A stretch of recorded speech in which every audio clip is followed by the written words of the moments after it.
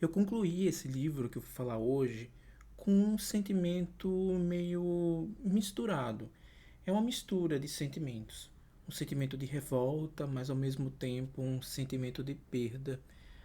O livro que eu estou falando é nada mais nada menos do que o novo livro da Daniela Arbex, que é Longe do Ninho. No vídeo de hoje, vamos conversar sobre esse livro e muitos nuances sobre essa história que a gente não pode deixar se apagar, não pode deixar esquecer de jeito nenhum. Essa história não pode cair no esquecimento. Vem comigo. No sábado que passou, eu comecei a ler. Aliás, eu tinha começado na sexta-feira à noite a leitura deste livro. E aí terminei no sábado, já de tardezinha. Eu fiquei assim, meio estranho, porque eu fiquei me culpando também ao mesmo tempo pelo simples motivo. Não era para ter lido de uma só vez, mas é inevitável, né? A escrita da Daniela Arbex, como muitos de vocês sabem, vocês já devem ter lido diversos livros dela. Tem livros dela, acho que todos os livros dela são muito importantes, porque ela traz essa pegada de denúncia, de histórias que não podem ser apagadas, enfim, assim como o Holocausto Brasileiro, aquele sobre a Boate Kiss, tem sobre Brumadinho, tem muitos livros e tudo com temas muito relevantes. Todos os livros dela são de não ficção, mas esse livro me pegou de um jeito tão chocante, assim como o Holocausto Brasileiro, que para mim é o melhor livro dela. Assim eu comparo com a qualidade do primeiro livro dela, que é o Holocausto. Claro que não é desmerecendo os outros, porque são maravilhosos. Inclusive eu quero trazer vídeos de outros livros dela que eu ainda não li. Mas enfim, no dia 8 de fevereiro de 2019, na madrugada, se eu não estou enganado, foi na madrugada, ocorreu esse incêndio no Ninho do Urubu, que é um centro de treinamento do Flamengo lá no Rio de Janeiro.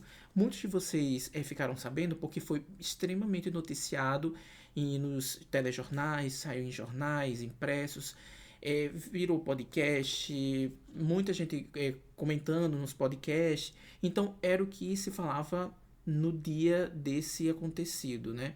O Brasil inteiro parou e ficou muito comovido com a história desse incêndio, né? Além do mais, porque foram vitimadas, aí morreram 10 pessoas, 10 meninos, que muito jovens, né? E pararam assim em sua vida e o sonho, né? De em busca de ser um grande jogador.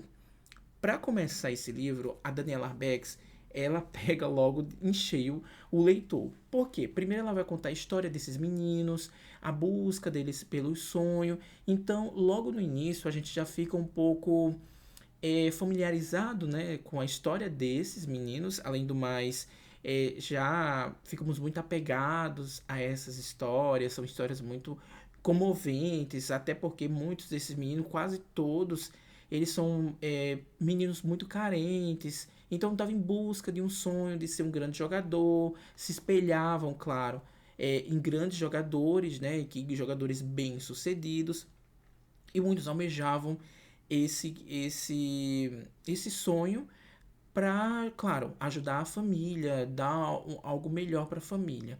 Em contrapartida, a família se desdobrava, né, para conseguir manter esse menino. Sim, eu digo manter porque não é só esses meninos conseguirem a vaga para entrar no Flamengo.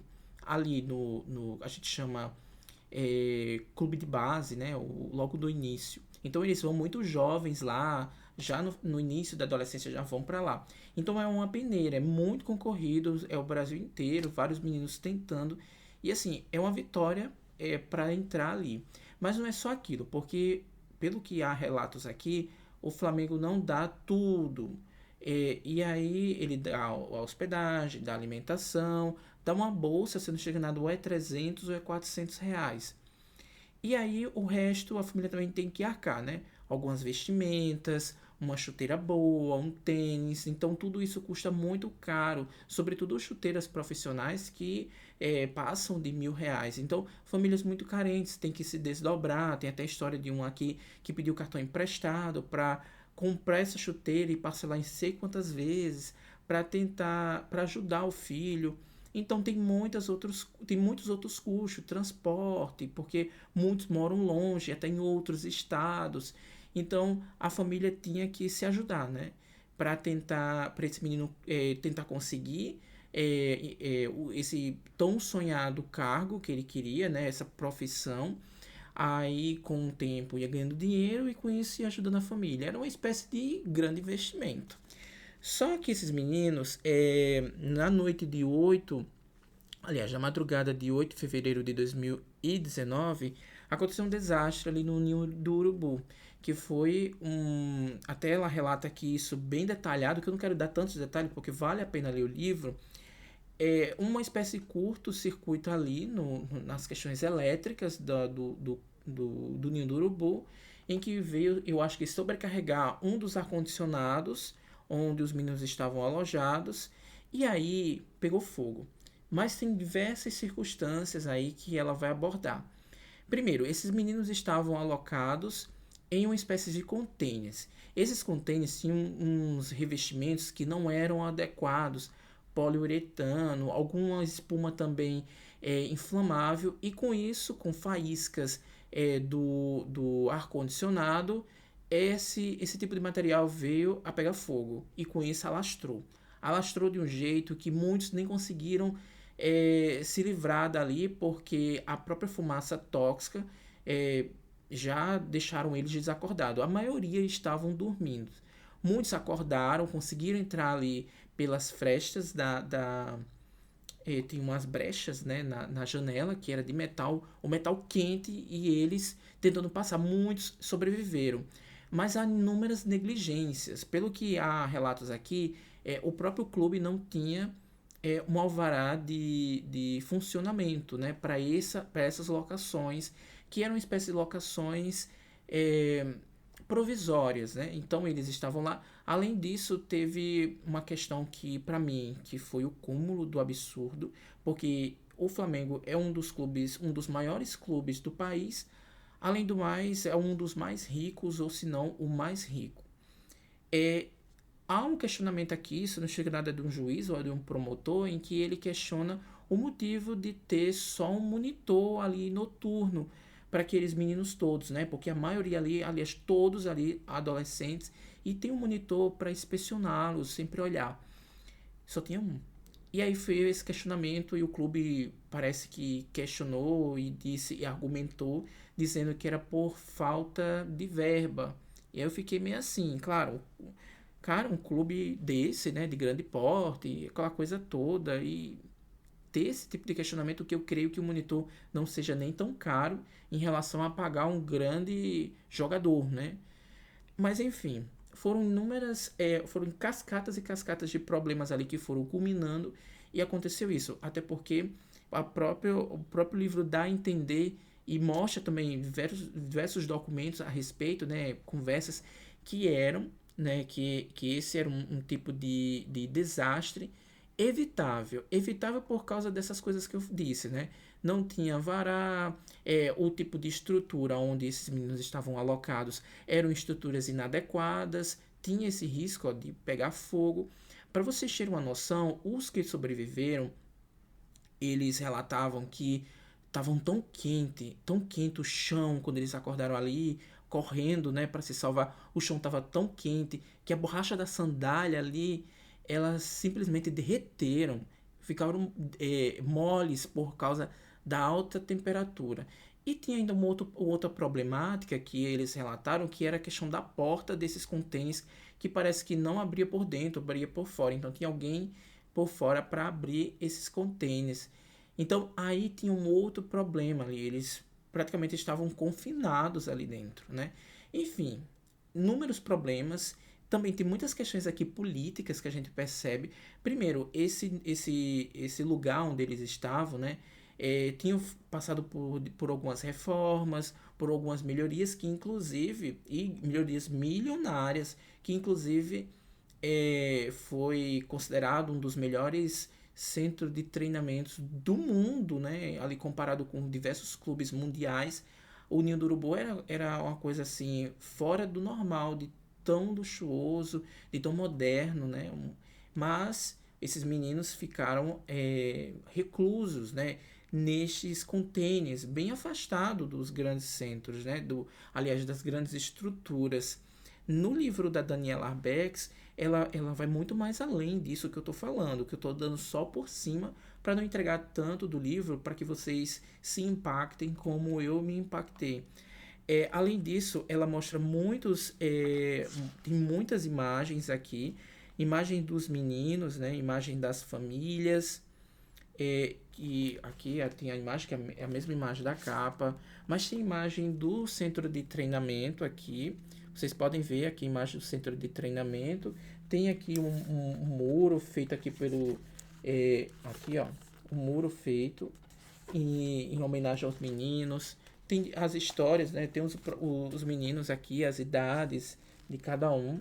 Então a Daniela Bex vai contando a história de cada um, de como foram encontrados os corpos, e aí a dificuldade também de levar esses corpos, né? Tem um momento aqui que também me impactou muito, eu vou dar só esse spoiler. E como eu relatei no início, eu concluí essa leitura com essa mistura de sentimento, né? Um sentimento de perda, mas também um sentimento de revolta.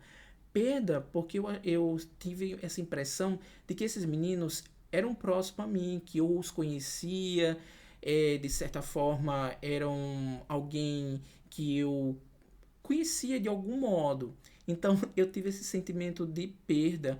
Isso tudo por causa da maestria, né, da escrita e de todo o trabalho, né, da Daniela Arbex, que ela transforma isso aqui de um jeito que a gente fica preso, é algo muito magnético, então nos prende logo de cara. Na questão da revolta, tem muitos casos aqui, muitos relatos que me deixou revoltado. Um desses que eu já citei, das negligências, de alvará, de inspeções, mas também a questão, tem um momento aqui, que é o único spoiler que eu quero dar para vocês, que um dos pais estava com dificuldade de levar o corpo do filho para a cidade, né, para ser sepultado. E aí, nenhuma das empresas aéreas faziam esse trabalho, então ele teve que contratar e buscar um avião que levasse. E porque o Flamengo não tinha conseguido esse avião, ele disse: eu vou conseguir. Conseguiu. E era, se eu não estou enganado, 28 mil para fazer essa espécie de translado. Só que ele foi falar para o Flamengo, para um dos dirigentes: ó, ou você paga, ou amanhã eu estarei na mídia falando tudo. Então teve esse caso também, né? Então é bem revoltado. Outro ponto que me deixou muito revoltado é que os sobreviventes, os meninos que sobreviveram, ao longo do tempo, ao longo dos meses e dos anos, foram sendo desligados do Flamengo. Ou seja, o Flamengo foi descartando um por um. E aí, uns foram buscar outras coisas e foram buscando outras alternativas, até outros times. Mas isso também me deu uma revolta, sabe? Porque, enfim. E aí os próprios meninos falam que ficaram decepcionados, aquela coisa toda. Além do mais, tem capítulos aqui sobre o processo, né, que está ocorrendo, toda a questão indenizatória do clube para com a família e essa luta, né, entre o clube e a família para tentar encontrar uma saída e toda essa questão das indenizações. Claro que isso não vai trazer os meninos de volta, mas é um alento também para as famílias, né? Olha, tem essas partes aqui que é extremamente revoltantes, essa parte de todo o processo jurídico, mas é interessantíssimo. Não é chato, tá? Você vai ficar assim, preso, porque você quer saber qual vai ser o desfecho, e aí vocês lendo para entender. Eu não vou dar detalhes. Mas tinha um outro ponto, aliás, dois pontos também que me chamaram a atenção nessa leitura, que é um capítulo em que a Daniela busca, né, informações a respeito desse sonho de ser jogador, e ela faz comparações aqui bem interessantes, que o quão difícil é você chegar, sair de um lugar muito humilde e chegar a ser um jogador de elite, né, um jogador de alta performance, um jogador profissional que ganha muito dinheiro, como esses grandes jogadores que temos hoje. Então, o quão é difícil, né? E muitos, quando não conseguem, há uma frustração, até porque muitos dessas crianças, né, desses adolescentes, saem muito cedo de casa, vai morar sozinho, fica afastado das famílias, né, e dos amigos, e nisso impacta, de alguma forma, a questão psicológica deles. Então, tem esse capítulo que é maravilhoso. E, por fim, o pós-fácil, gente, é muitíssimo interessante. A própria Daniela Arbex ficou um pouco doente, né, por causa da carga de estresse para escrever e pesquisar sobre essa história. É impactante, é inevitável não chorar em diversas partes. Eu fiquei muito comovido em diversos momentos, derramei lágrimas, né? Chorei litros porque você fica assim, eu não acredito que isso aconteceu e assim, é muito tocante porque esses meninos muito jovens e todos nós sabemos, né? Todos nós temos um sonho, todos nós vamos buscando algo para nossas vidas e para ajudar nossas famílias. Então, é muito triste você ver sonhos interrompidos, vidas essas tão jovens, né? Que tinham um mundo pela frente. É, sim, eu ainda fico muito angustiado, porque é um livro que me trouxe, sim, muita angústia. Fiquei bastante decepcionado com a condução de todo o rito, né, do processo, enfim. Mas eu recomendo demais, um livro genial, mais um trabalho genial, impecável, da Daniela Arbex, porque vale muito a pena. E eu vi, estava pesquisando agora, recentemente, e eu vi que vai ter uma espécie de série documental na Netflix, foi anunciado já. Eu estava pesquisando hoje sobre isso e eu vi que foi anunciado agora recentemente uma série documental que vai sair, eu não sei quando, na Netflix, que eles vão produzir essa série documental sobre esse desastre, né, desse incêndio no Ninho do Urubu. É isso, eu espero que vocês tenham gostado. Se gostou, dá aquele like. Se não está inscrito no canal, se inscreve. Vale a pena demais essa leitura. Olha, eu te vejo no próximo vídeo. Até mais. Tchau.